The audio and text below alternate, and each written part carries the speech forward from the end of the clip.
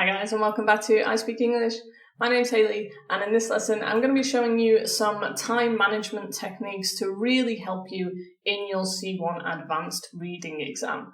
So this is a question I get a lot from my students, is how on earth am I supposed to complete this exam in an hour and a half? I haven't got the time, I can't read quick enough, I can't do it, help me.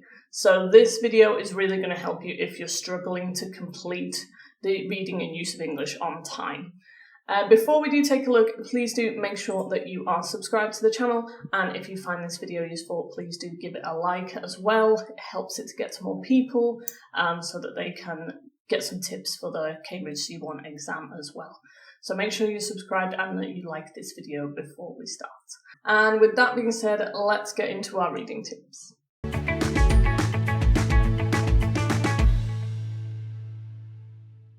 So reading and use of English is a big struggle for a lot of students. Like I said before, my students often say to me, how am I supposed to finish this exam? There's not enough time.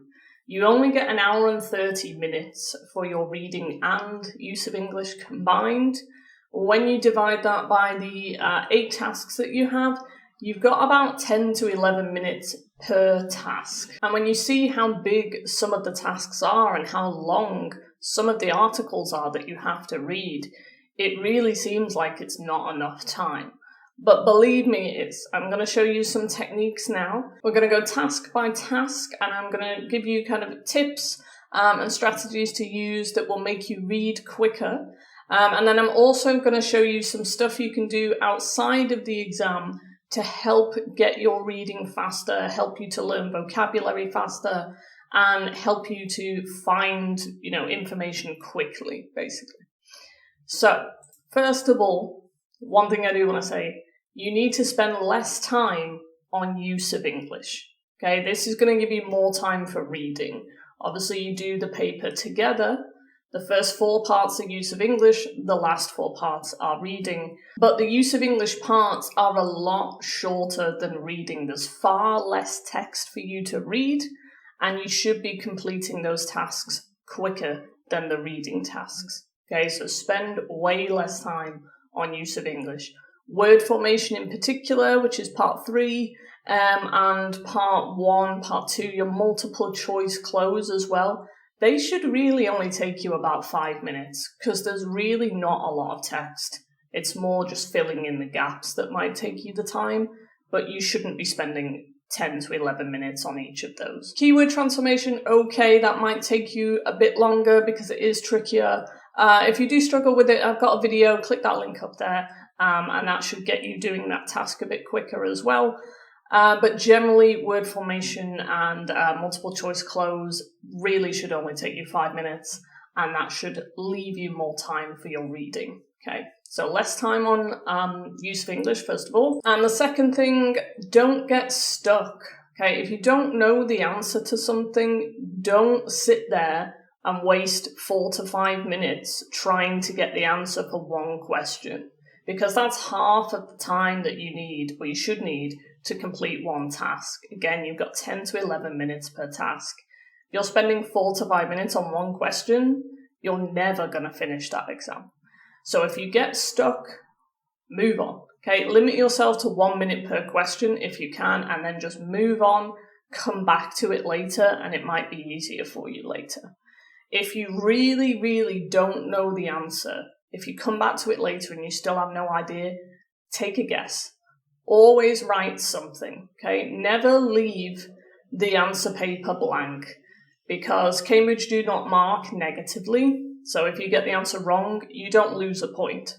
It's fine, your points stay the same, but you might get it right if you guess. So always put something down on the paper, okay? But never ever spend like 4 to 5 minutes answering a question. It's a waste of time. All right. So we're going to start from part 5, okay? We're not going to take a look at use of English. I do have other videos. Again, I've got other videos up there. I've also got video courses as well. I'll put the description in the link below and you can take a look there. We're just focusing on reading here because for use of English, you don't really need reading techniques, because there's not a lot of text for you to read. Use of English is more about testing your grammar and vocabulary, not your comprehension and understanding. Okay, so we're only going to focus on reading part 5 to part 8. So part 5 is your multiple choice task. Okay, it looks like this. You'll usually get quite a decent sized article, and then you'll get some multiple choice questions. Okay, so first of all, first thing I need to tell you, you do not have to read every single word. This is a mistake that a lot of people make. They go really slow reading in detail for everything. That's not what it's testing you on. You don't need to understand every single word in order to complete this task, okay? It's asking you, what this wants you to do is skim for gist or like general understanding. You'll have some questions that ask you for general understanding of like the author's opinion or why the author did something in particular. And you'll have certain questions that will ask you to scan for detail as well. But you do not have to go really slow reading every single word. You will never finish this task in 10 minutes if you're reading every single word. Okay. Next up, the questions follow the text order. So your first question, the answer to that will be in the first paragraph. Second question will be in the second paragraph, and so on and so on. That's going to help you anyway, because you do not have to read the whole thing first. A lot of people, like a lot of teachers say, read the whole text first to yourself and then look at the questions. Don't do that. It's a waste of time. You don't need to do it. Just go paragraph by paragraph. One question, question 1, paragraph 1. Read it, skim it for general understanding. Look back at the question. If it's a question about detail, find a keyword in the text and then read that sentence in detail. Don't read the entire paragraph in detail. It's a waste of time. And the last thing I need to tell you is do the specific questions first. So what do I mean by specific questions? These are examples of questions that you might get, okay? So the first question, the reviewer starts with the metaphor of a city map in order to illustrate what? Okay, and then 32, what do the words that test in line 13 refer to? This is what I mean by a specific question. Okay, you have a starting point. It even tells you the line that you're looking at, and it tells you the exact word that you need to look for as well. So that gives you a starting point. You can kind of zoom in on that question and go, okay, right, line 13, that test. Then read in detail the phrase, the sentence, and then you can answer the question. Whereas the top question, you've not really got a starting point. You're just kind of looking around the whole paragraph, really, to try and get an answer. So complete these specific questions first, and that'll save you a lot more time. It'll give you a bit of extra time to look at the more general questions. Okay. Right, so that's part 5. That's all I've got to say for part 5 for now. If you are struggling with reading in general, I do have a video course for reading, all again from part 5 to part 8. It covers every single task in detail. It's about 4 hours of video content. I give you exam strategies for every single task. You get an interactive presentation to go with it, so you can practice all the strategies I give you with every task. You get vocabulary, you get grammar, you get extra practice tests as well. Everything you need to know about reading is in this course. I'll put the link in the description. I'll also put it up there.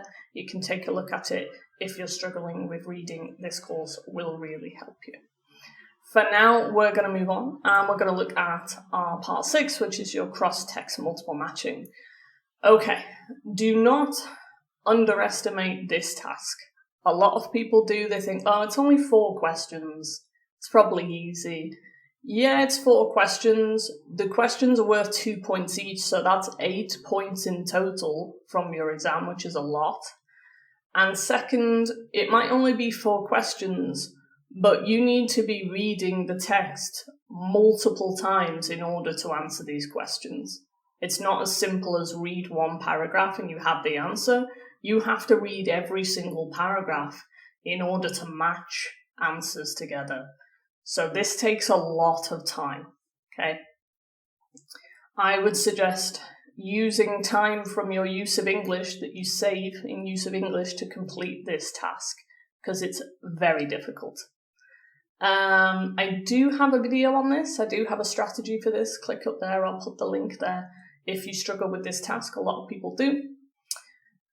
But what can I say for cross-text multiple matching? So, don't read the text first. Again, don't waste time reading the text for general understanding, because you're looking for specific opinions here. So you don't need to understand the whole text. You're just looking for opinions of the authors. And again, like part 5, read the specific questions first, because that gives you something to go off. It gives you a starting point rather than aimlessly looking at wherever you can for an opinion, okay? And make notes of the author's opinion. So when you are reading and you find an opinion from the author, just make a note by the side, like positive or negative, or like for or against, because it's normally asking you to find similar opinions or different opinions. So highlight the opinions and then just put a positive or negative mark there, and then you can kind of match that way. Okay. What do I mean by specific questions? Again, like this. Okay, so if we look at question 37, which academic has a different view from North regarding the effect of arts on behaviour towards others, versus which academic expresses a different opinion to the others? Okay, so you do not want to do this question first, because this is general, you have no starting point. Whereas here, you're looking at North, this is your starting point. You can go straight to North and find their opinion on the effects of arts on behaviour. And then you can look at all the others and see if they have a different view. Whereas here, you're just going in blind. You have no idea where to start or whose opinion to look for. So again, go to the specific questions first, complete them, and by the time you're done with that, you will probably have read the paragraphs multiple times anyway, so you have a good idea of the opinions of all the authors, and that should make answering the general questions a lot easier, because you've already read them multiple times anyway. Okay. Right, that's part 6.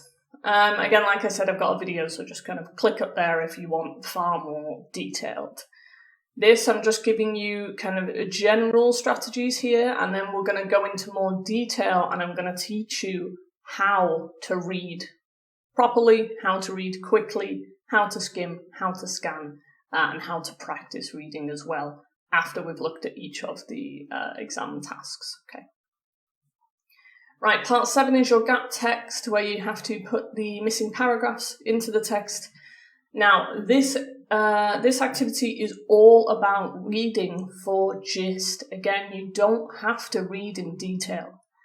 This is testing you on your understanding of flow. Can you understand how a text flows, how paragraphs are connected to each other from the end to the start? Okay, so you really don't have to understand most of what you're reading here.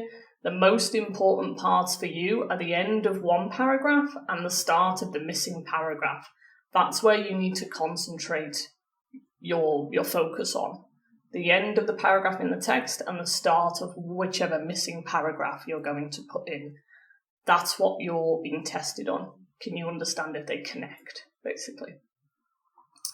So again, don't read every word, just read the end of one paragraph and the start of another. Look for linking words, look for pronouns. This is going to show you where to link things, where to connect things, and look for context continuity as well. Does your context match from paragraph to paragraph? If it doesn't, it's probably wrong. Okay. I do have a video about this as well for a strategy for gap text. Click up there, I'll put it there, and you can save that for later. Don't overanalyze vocabulary on this. Again, it's not testing you on vocabulary. It's testing you on your ability to understand how a text flows and how ideas are connected with each other. So if you don't understand some words, don't worry about it. You don't have to, okay? And just focus on logical flow. Like we said, is it logically ordered? How is your text logically ordered? That's what it's testing you on, okay? Whew, all right, and finally our part 8, multiple matching.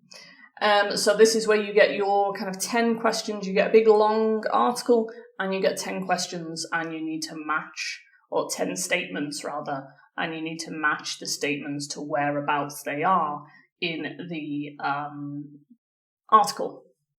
So each section will be labeled A, B, C, D, E, F, and then you have to connect those to the statements. So this one is testing you on your ability to scan for detail. But again, that does not mean you have to understand every single word and you have to read the entire text in detail. You do not. What I would do first, again, don't bother reading the text. Read the questions first, because that shows you what you're looking for. Read the questions first, underline any keywords or main points in your question, and then go to the text.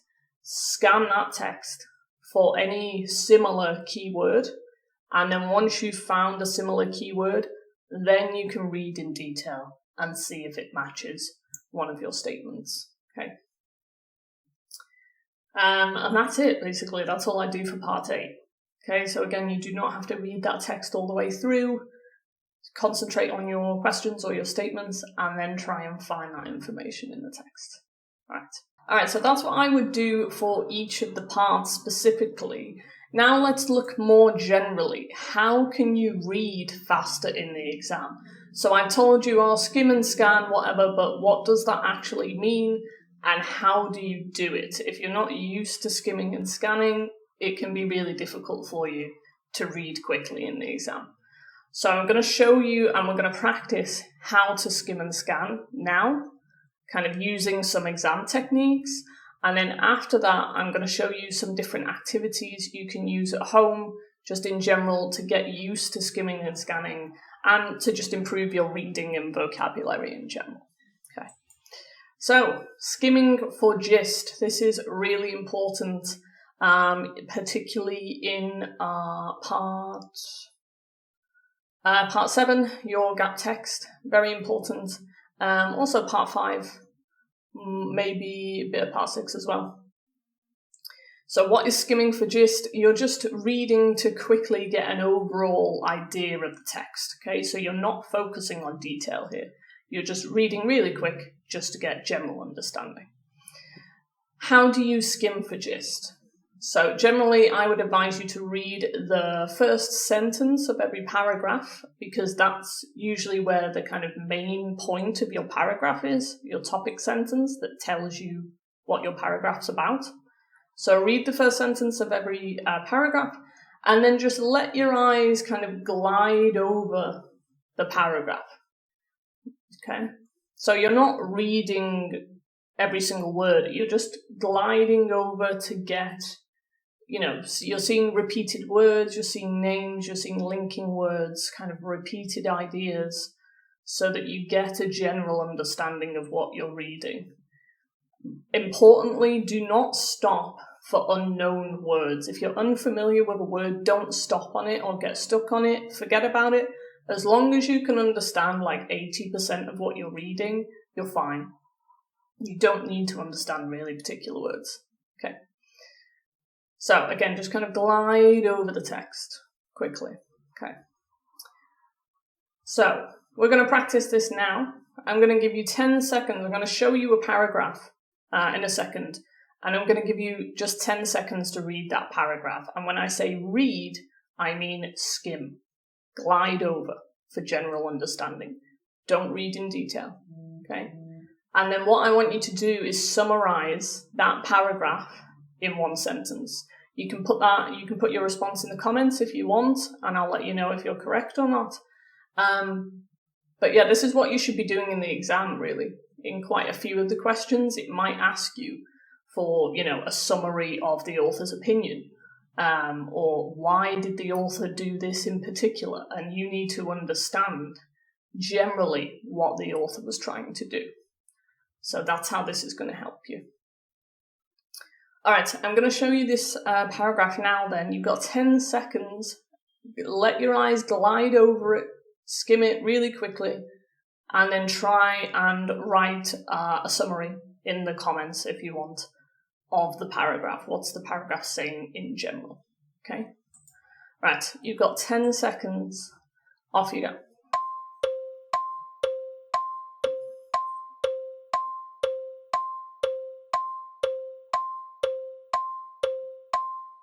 All right, your 10 seconds are up. Okay, you should have a decent idea of what that paragraph's about. Again, write a summary in the comments and I will correct you. So that is what skimming is. That's what you're supposed to be doing in the exam for quite a lot of the reading. Just skimming it to get a general idea of what the author's saying, basically. Okay. All right, next up, scanning for detail. So again, this is part 8. This is really going to come into play because you need to find specific words. Okay, so definitely part 8. Part 7, no, that should get text. Part 6. Part 6, definitely. So your multiple matching, absolutely you need to scan for detail in multiple matching because you're scanning for authors' opinions and whether they're different or similar to other authors' opinions. So this is really going to help for part 6. Also part 5 as well, because it might ask you for a specific word or something. So scanning is when you're searching for specific information, could be names, could be keywords, dates, numbers, whatever. So what you generally need to do in the exam is to read the question carefully and underline any keywords or any main points. And then the way that you scan is you just move your eyes vertically down rather than across. You're moving vertically down the page, looking for words or synonyms as well. In particular. Then when you locate that synonym or that keyword, then you can read in detail. Okay. So imagine, if you still don't really get the idea, imagine you're doing a Google search. Type in something in Google. You don't read, once the hits come up on Google, you don't read every single one, right? You scan down looking for the best hit on Google, right? That's what you're doing here. You're going down and scanning really quick for that exact thing that you want. That's what you have to do here. Okay. Right, so we're going to practice then. I'm going to show you a paragraph, the same paragraph that I showed you before, actually. So you've already skimmed this paragraph. But I'm only going to give you 5 seconds now to scan for these 3 words. I want you to find the word community, activism, and wisely. You can write these down next to you now if you want. Okay, community, activism, and wisely. You've got 5 seconds to find those words in the text. Okay, are you ready? These 3 words. 5 seconds. Off you go.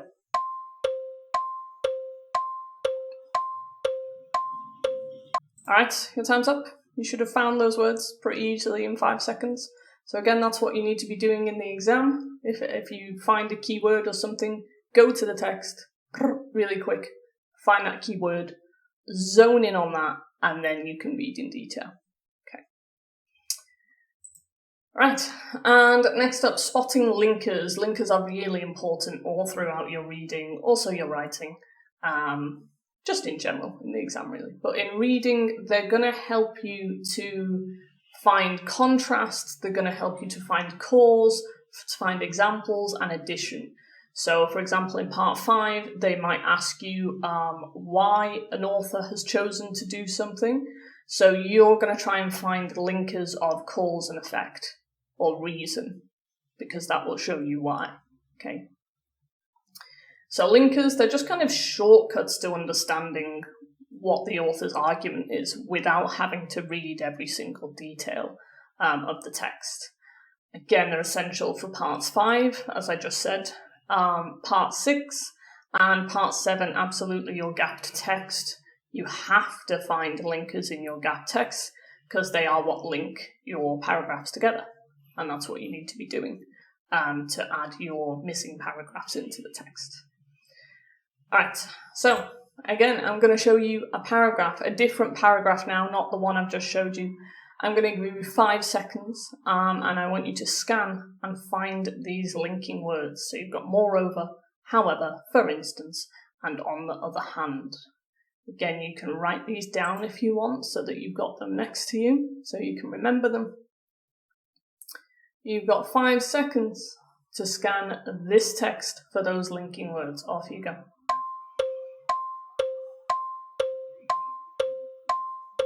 All right, your time's up. Again, you should have been able to find those pretty quickly, and that's what you should be doing in the exam, particularly Part 7 gap text. That's really going to help you to link those paragraphs together. Okay.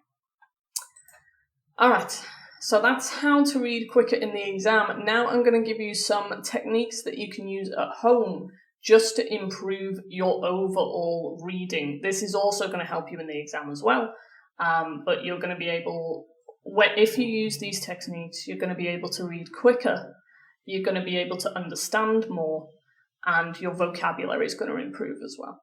Okay, so follow these techniques at home. You can do it daily because some of them are very quick. You can do it in like 90 seconds or something. Some of them take a bit more time. You might have to sit down for a good half an hour or something like that and really focus. Right, so this one I tell to all my students. I had a student the other day actually ask me, I said to him, do you read much? And he said like, oh, I try, but it's really hard. It gets really boring. Even if I'm reading something that I enjoy, it's like I have to stop every 2 seconds and look up a word that I don't know. And this student's advanced level as well. But it's like, it's really frustrating because I'm like stopping and starting and stopping and starting. So this technique is going to help you if you're in the same situation as my student.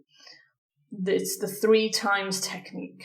So you're going to need a good half an hour to an hour maybe to do this technique because you do need to focus quite a bit. So make sure you've got some time to do it, but it really does help your vocabulary in particular. And it just helps you to gain overall understanding as well. So pick an article or pick a book if you're reading a book as well and go page by page. And what I want you to do is read 1 page just for general understanding. Okay, so again, we're skimming, we're getting general gist. Don't worry about unfamiliar words. Don't stop every time you get to an unfamiliar word. Just carry on and get a general understanding of what's happening on that page. That's the first time you read. Then you're going to read it a second time, and this time you're going to stop at the unfamiliar words and you're going to look up those unfamiliar words so that you understand them. Write them down, make a note of them. It's always a good idea to keep a list of words and then kind of review it, new words, and then review it so that you're gaining more vocabulary.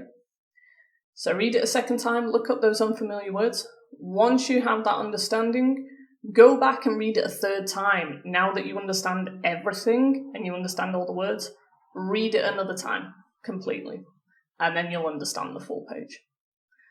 And do that for, 4 pages, 5 pages, however much time you've got, just do that for each page. And you'll gain more vocabulary and you'll gain more understanding. And it's less frustrating because you don't have to stop and start every time you get to a new word. You can just read kind of more fluidly. So that's a really nice technique if you've got, a spare half an hour or an hour on your hands. Next up, timed reading. So you don't need much time for this, like 5 minutes per page or per article. So pick an article, kind of 600, 800 words, a decent length article, and just give yourself 4 to 5 minutes to read it. Again, you're skimming and scanning for general understanding. Don't worry about words that you don't know. Skim it for general understanding and then summarize it in 1 sentence. And this will kind of tell yourself that you have understood what's in the article. And then if you want, you can also list like 3 details that you remember from it as well. Okay. So that's, again, what you should be doing in the exam anyway, just skimming and scanning for gist. So you can try that. You only need 4 or 5 minutes. It's pretty quick. Gist practice, again, this time pick a longer article. Give yourself like 60 to 90 seconds to really just really quickly skim it for general understanding, and then try and describe the main argument to yourself without worrying about any of the details.